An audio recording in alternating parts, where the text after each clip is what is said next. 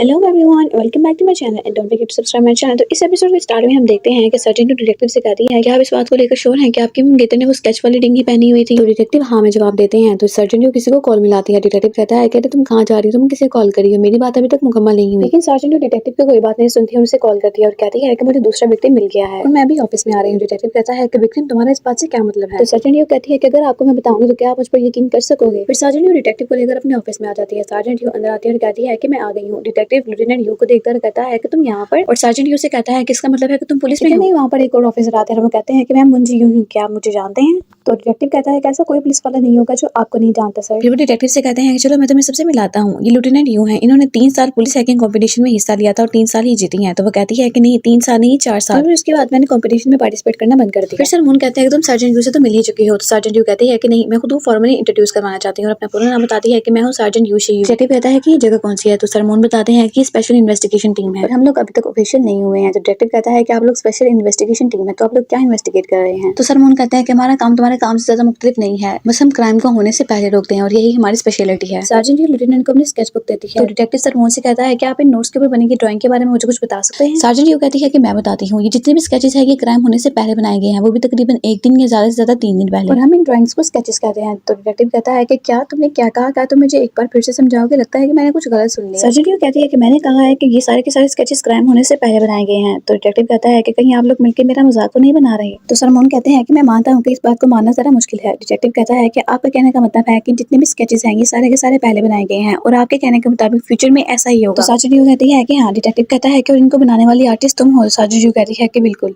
और ये सब कुछ इंटरेस्टिंग है ना, आप और सुनेंगे तो और ज्यादा इंटरेस्टिंग होता जाएगा। डिटेक्टिव को ताली बजाते हैं और सर मून से कहते हैं कि सर आप तो इतने सीनियर हैं, आपने इन बच्चों की मनगढ़ंत बातों पे कैसे यकीन कर लिया। सार्जेंट यू कहती है कि शुरू में तुमने भी तो मेरे स्केचेस पे यकीन किया था, इसलिए तो तुमने मुझे ढूंढने की कोशिश की। जिसने मेरे स्केचेस में वो रिंग पहनी हुई थी तुम्हारी मंगेतर, तो हो सकता है कि वो किसी तरह के खतरे में हो। क्यों डिटेक्टिव को। और सर मून के लिए कहती है कि ये हमारे लिए हमारे साथ काम करते रहेंगे, फिर चाहे आप इस पे यकीन करें या ना करें। फिर वो सभी पेरिस्केप को खोलते हैं, उसको देखना शुरू कर देते हैं। लेफ्टिनेंट यू कहती है कि ये प्रेगनेंसी टेस्ट है। ये 2 लाइनें जो है हमें प्रेगनेंसी टेस्ट के बारे में बताती है, लेकिन वो काली काली दिखने वाली चीज पता नहीं क्या है। सर मून कहते हैं कि ये सारे के सारे ड्राइंग्स रैंडम इमेजेस होते हैं जो कि हमें फ्यूचर के बारे में बताती हैं कि सारे के सारे स्केचेस सर्जेंट यू ने क्राइम होने से 3 दिन पहले बनाए हैं। अगर आज सुबह 6:50 पे कुछ भी नहीं हुआ, इसका मतलब है कि आज शाम 6:50 पे कुछ ना कुछ जरूर होगा और हमारे पास अब सिर्फ और सिर्फ 5 घंटे बचे हैं। और फिर वो डिटेक्टिव से कहते हैं कि तुम इस केस में हमारे साथ काम करके क्यों नहीं देखते। अगर तुमने हमारी थोड़ी सी भी मदद की तो ये हमारे लिए बहुत बड़ी बात होगी, और वैसे भी हमारे स्केचेस में तुम्हारी अपनी मंगेतर भी तो शामिल है।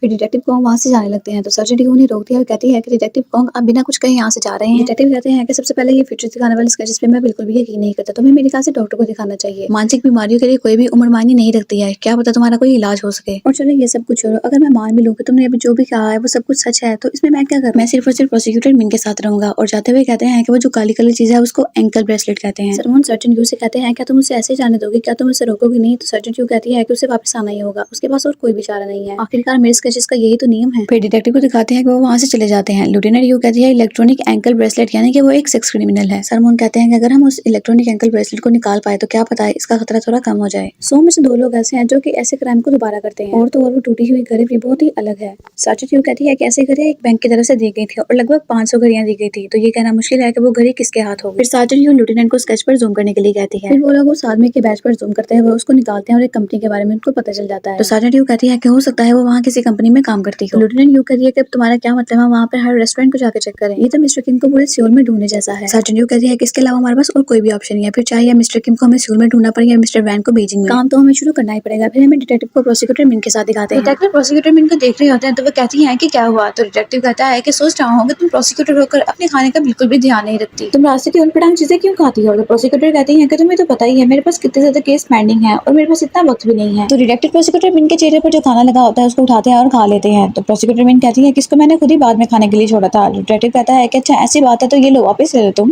तो प्रोसिक्यूटर मिन डिटेक्टिव को किस कर लेती है। तो डिटेक्टिव कहता है कि देखो तो इस लड़के को इसको जरा भी शर्म नहीं आती, आसपास लोगों का भी बिल्कुल भी ध्यान नहीं है, क्या तुम्हें पता नहीं है पब्लिक प्लेस पे बैठे हुए हैं। तो प्रोसिक्यूटर मिन कहती है कि जो मेरा है उसी को ही तो किस कर रही हूँ, इसमें शर्म की क्या बात है, और चलो बताओ क्या हुआ है। तो डिटेक्टिव उनसे पूछते हैं क्या तुम्हारे पास किसी ऐसी शख्स का केस है जिसके पास सेक्सुअल असॉल्ट का इल्जाम लगा हो। तो प्रोसिक्यूटर मीन कहते हैं कि फिलहाल तो मेरे पास ऐसा कोई भी केस नहीं है, लेकिन जहाँ तक मुझे याद है इससे पहले मेरे पास 2 ऐसे केस थे और वो दोनों के दोनों भी जेल में हैं।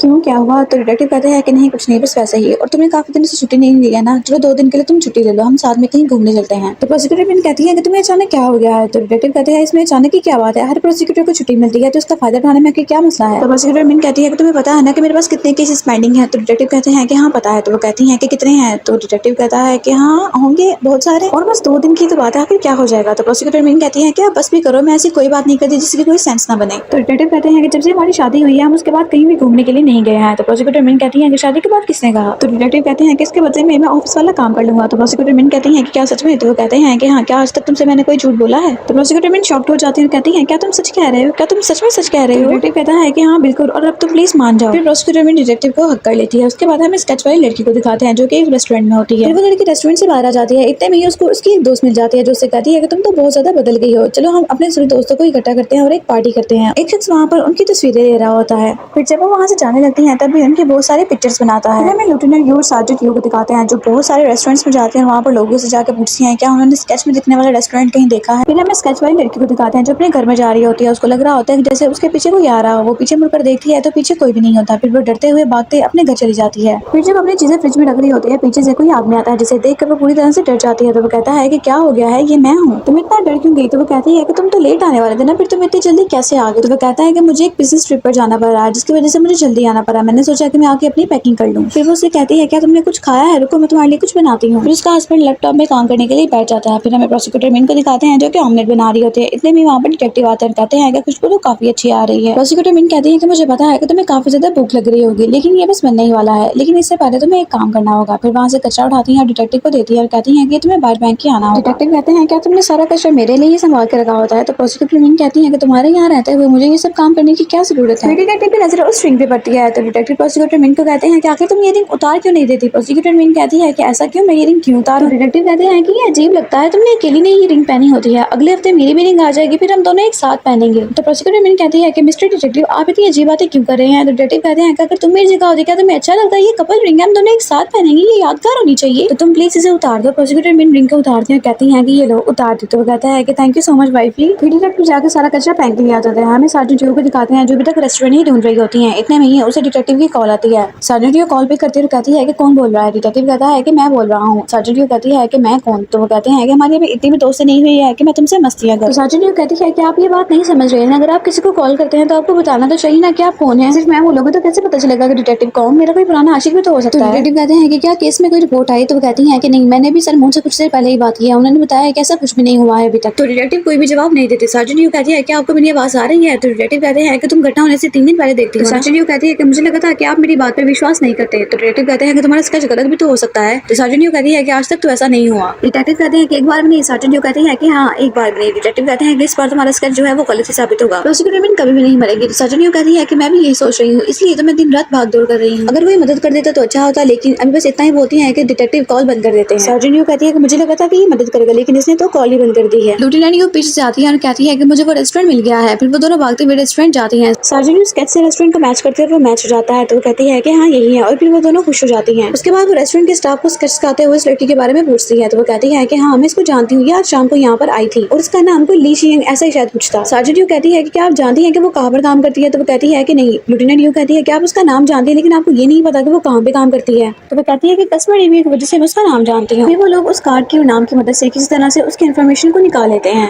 फिर हमें एक आदमी को दिखाया जाता है जो कि कंप्यूटर में लड़कियों की तस्वीरों को देख रहा होता है। फिर हमें उस आदमी के मुंह पे एक एंकर ब्रेसलेट को दिखाते हैं जो कि उसी स्केच में था। फिर इतने में उस आदमी के पास वो लड़का आ जाता है जो कि उस रेस्टोरेंट वाली लड़की की पिक्चर बना रहा होता है। आता है और पूछता है कि आपका कान कैसा है? वो कहता है कि मेरा कान अब ठीक है। लड़का कहता है कि पिछली बार वो औरत कुछ ज्यादा ही नाटक कर रही थी ना। तो आदमी जवाब देता है कि इसमें क्या है, ऐसे करने में कुछ ज्यादा ही मजा है। फिर वो लड़का कहता है कि मैंने एक नई लड़की ढूंढी है और उस आदमी को पिक्चर दिखाता है और कहता है कि इस लड़की के पीछे मैं पूरे 2 दिन तक घुमा हूँ और ये ऐसी किसी भी जगह पर नहीं रहती कि जहाँ पर हम नहीं जा सकते। तो फिर अब आप मुझे बताइए कि हमें ये काम कब करना है? तो वो आदमी कहता है कि कल कैसा रहेगा? तो फिर कल शाम 6:30 बजे उसके घर के सामने मिलो मुझे तुम। फिर हमें रात में उस लड़की को दिखाते हैं, वो जाकर अपना प्रेगनेंसी टेस्ट करती है तो उसे पता चलता है कि वो प्रेग्नेंट है। ये जानने के बाद वो बहुत ज्यादा रोती है। हमें डिटेक्टिव को दिखाते हैं जो बेल बजने में डोर ओपन करते हैं तो वो देखते हैं कि वहाँ पर कोई और नहीं बल्कि सार्जेंट यू होती है। तो डिटेक्टिव कहता है कि तुम यहाँ पर क्या कर रही हो? इतने में प्रोसिक्यूटर मीन पीछे से आ जाती है और कहती है कि कौन आया है? तो सार्जेंट यू कहती है कि हेलो मैम, मेरा नाम सार्जेंट यू है। तो डिटेक्टिव कहता है कि ये मेरी कोलीग है, एक केस में हमने एक साथ में काम किया था। सार्जेंट यू कहती है क्या प्रोसिक्यूटर प्रोसिक्यूटर मिन जीसू है ना, आपके बारे में मैंने काफी सुना है। तो वो कहती है कि क्या सुना है तुमने मेरे बारे में। तो साजन कहती है कि यही क्या बहुत ज्यादा खूबसूरत है। और डिटेक्टिव से कहती है कि तुमने और क्या बताया था मुझे। तो डिटेक्टिव कहता है कि फालतू बकवास बंद करो और बताओ यहाँ पर क्यों आई हो। तो साजन कहती है कि मुझे सिर्फ और सिर्फ 10 मिनट चाहिए, क्या आप इतना वक्त निकाल सकते हैं।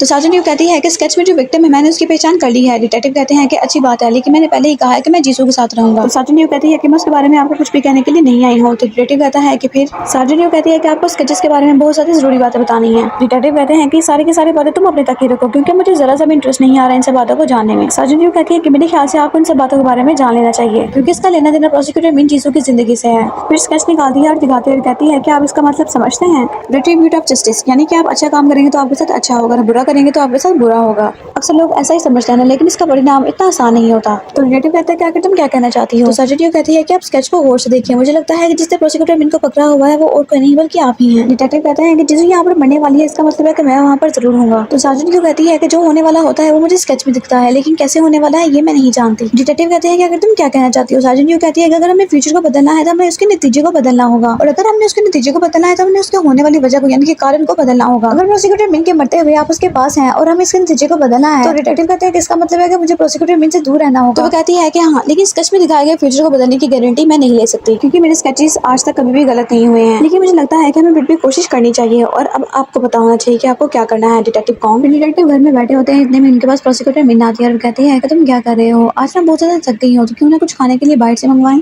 तुम्हारे मनपसंद नूडल्स कैसे रहेंगे। अच्छा नूडल्स नहीं तो हम पिज्जा मंगवाते हैं। तो डिटेक्टिव कहते हैं कि तुम मेरी बात ध्यान से सुनो। उसके बाद से यहीं पर कट होता है। प्रोसिक्यूटर मिन कहती है कि इसका मतलब है कि तुम कह रहे हो कि तुम्हें बहुत ज्यादा जरूरी काम है और तुम यहाँ से जाना होगा, और मुझे सिर्फ और सिर्फ घर के अंदर ही रहना है, मुझे घर के बाहर भी नहीं जाना है। और ऐसा क्यों करना है मुझे, ये भी तुम मुझे नहीं बताओगे, ठीक कहा है ना मैंने। तो डिटेक्टिव कहते हैं कि हाँ। तो प्रोसिक्यूटर मिन कहती है ठीक है, लेकिन मुझे 2 बातें जाननी है। पहली बात ये कि तुम शादी के बाद ऑफिस में काम करोगे, और दूसरी बात ये कि तुम इतना अजीब बर्ताव क्यों कर रहे हो, इन सब के बारे में तुम मुझे बाद में बताओगे। तो डिटेक्टिव कहते हैं कि हाँ बिल्कुल। फिर प्रोसिक्यूटर मिन कहती है कि ठीक है, तुम्हें देर हो रही है, तुम जा सकते हो। तो डिटेक्टिव कहते हैं अभी एक और बात है। तो प्रोसिक्यूटर मिन कहती है कि वो क्या है।